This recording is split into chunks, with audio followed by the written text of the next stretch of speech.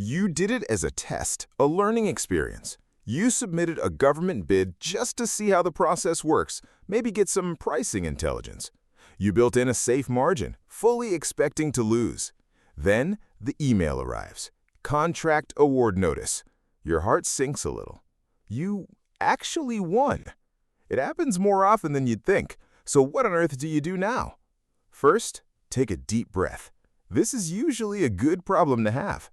The government reviewed your proposal and selected your company because they believe you can do the work. The absolute worst thing you can do right now is panic, ignore the notice, or just disappear. Government contracting is a relationship business. How you handle this moment can define your future opportunities. So let's get a plan. Before you make a single phone call, read the entire contract, not just the cover page, but the deep dive.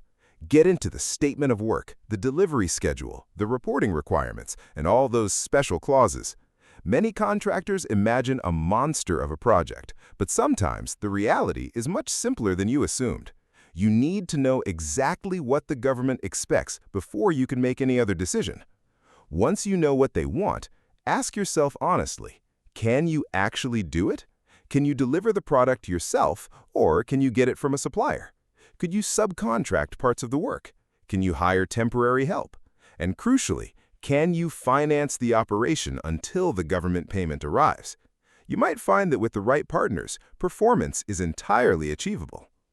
This leads to your next immediate action. Start building your team. If you don't perform the work in-house, start reaching out to potential suppliers and subcontractors right away. Speed matters here. The sooner you engage them, the more options you'll have. Find out if they can perform, if they can meet the timeline, and what it will cost. This information allows you to calculate your real financial exposure. What will performance cost? How much working capital is needed? Even a small profit can be worth it for the valuable past performance you'll gain. If you identify real problems or concerns, communicate them immediately. Don't wait until a deadline is passed. Contact the contracting officer. They generally appreciate professionals who respond promptly, ask intelligent questions, and raise concerns early.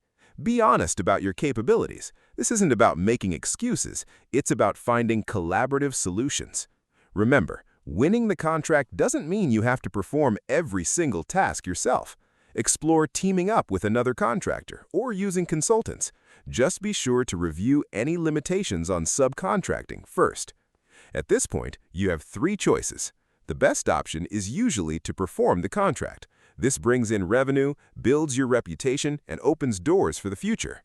Many great businesses grew by taking on challenges just outside their comfort zone. Your second option is to request a contract modification. If a specific term is the problem, a professional conversation with the contracting officer might lead to a resolution. The last resort, and it should be the absolute last, is to decline performance. Walking away can damage your reputation for years.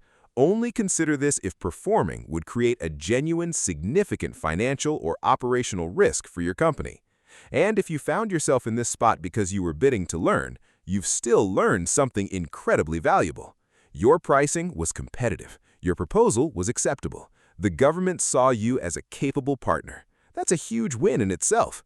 Many companies spend years trying to get that first contract. So the real lesson is to never submit a bid you aren't prepared to win, because every bid has a chance.